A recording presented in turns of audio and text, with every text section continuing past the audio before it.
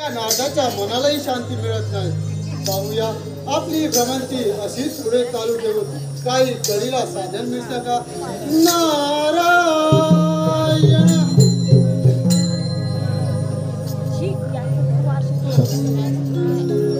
ब्रह्मपुत्र मी नारायण फिरतो तिन्ही ताल। ब्रह्मपुत्र मी नारायण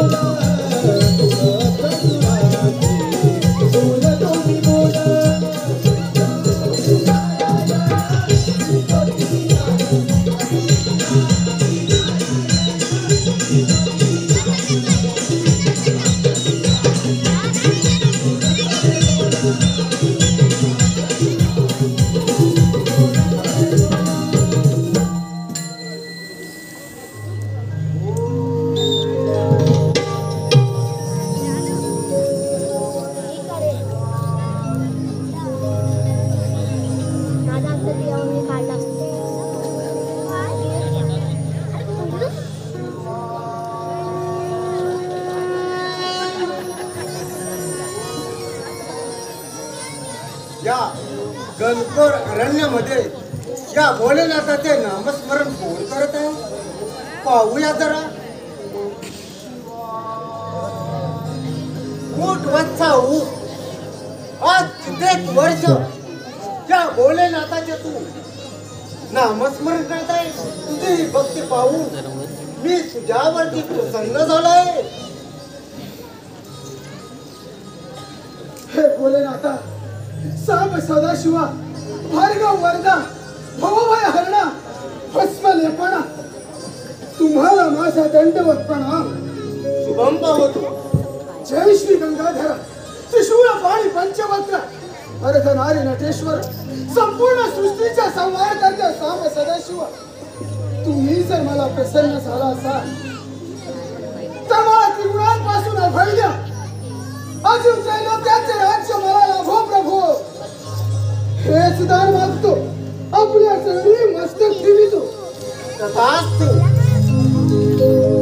धूम्रवर्णा, देव आणि दानव आणि मानव यापासून तुला कधी मरण येणार नाही। पण एक लक्षात ठेव, स्त्री सुखाच्या आहारी गेलास तर तू शक्तिहीन होशील। बाप्पा ओलवतोय ना त्याला। ठीक आहे महादेव, जशी तुमची इच्छा। ओम नमः शिवाय।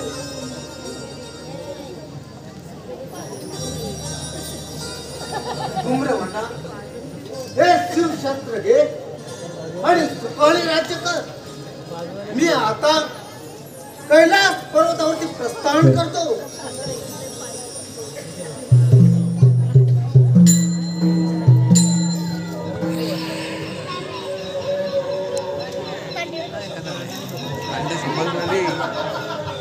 तो पहिला गेम आहे, पहिला नंबर गेम।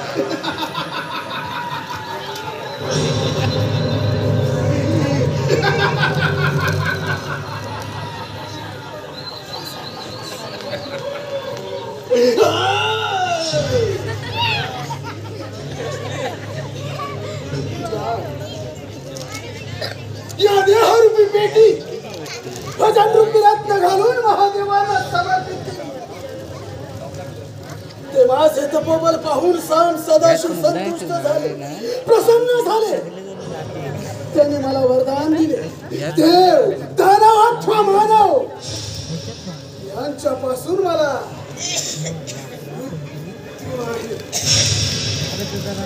आणि या त्रिगुणापासून जर मृत्यू नसेल तर मग या धूम्रवर्णाचा अंत शक्य नाही. नारायण नारायण भक्त तुझा मी तू कैवारी पूजितो तुझ मी या ठाई. भक्त तुझा मी तू कैवारी पूजितो तुझ मी या ठाई.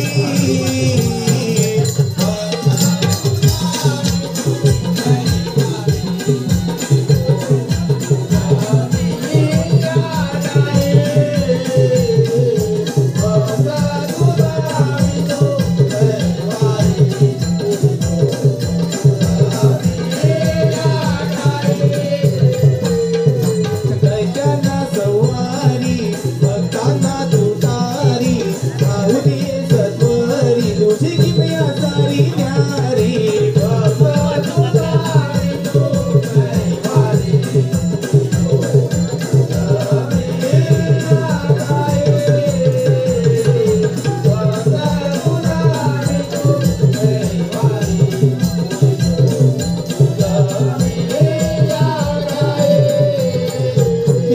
दैत्यांना सवारी भक्तांना तुतारी माऊली सत्वरी तुझी किमया सारी न्यारी.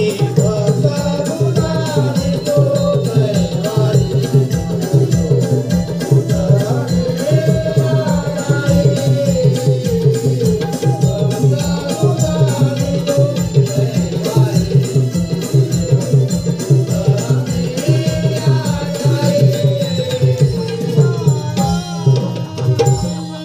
नारायण नारायण. सीन आहे नंतर ना काय बघ. कोण या बलशाली देहाला नाव तरी काय? नारद मुनी या नारदेहाला धूम्रवर्ण असे म्हणतात. नारायण नारायण धूम्रवर्ण. अरे नावाप्रमाणे बलाढ्य दिसतोय. अरे पण एवढा लालबुंद चेहरा घेऊन कुठे बरं चालला आहेस? नारद मुनी हा चेहरा आनंदानं आणि तितक्याच क्रोधानंही लालबुंद झालाय. नारायण नारायण म्हणजे मी समजलं नाही. आनंदाची व्याख्या तुम्हाला काय कळणार नारद मुनी? अहो याची देही याची डोळा मी सगुण साकार भगवंत देखील नारायण लक्ष नासागरी लावून त्रिसंगम ऐक्य केले. जीव शिवाशी जोडला अशी महादेवांची महादारुण तपश्चर्या केली आणि ते माझे तपोबल पाहून सदाशिव संतुष्ट झाले प्रसन्न झाले. त्यांनी मला वरदान दिले. देव दानव अथवा मानव यांच्यापासून माझा मृत्यू नाही. म्हणजे तुम्ही अमरदान प्राप्त करून घेतला. नारायण नारायण.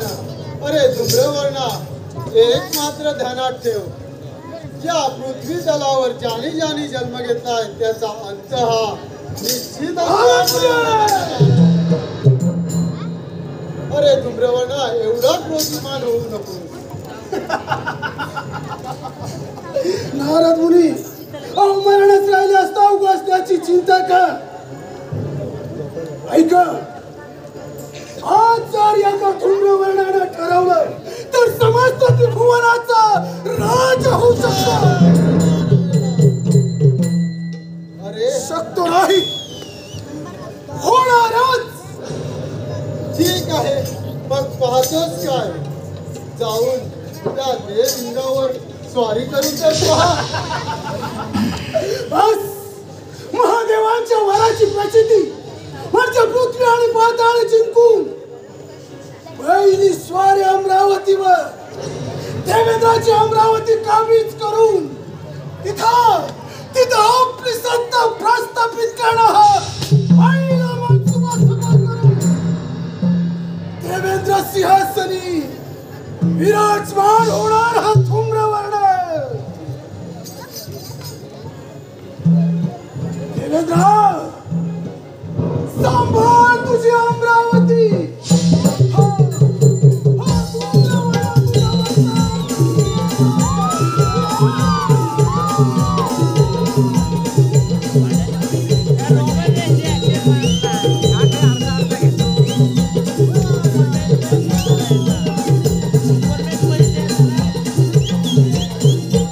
नारायण नारायण. अरे वा, त्या नारदाला काहीतरी कळीचं साधन मिळालंच तर देव आणि दानव यांच्यामध्ये पुन्हा एकदा वाद निर्माण झाले. भोलेनाथांकडून धूम्रवर्णाने वर मागितलाय. पाहूया या वराच्या सहाय्याने तो कोणत्या प्रकारे राज्य करण्याचा प्रयत्न करतो. हे वर्तमान देव मित्रांना दिलंच पाहिजे. नारायण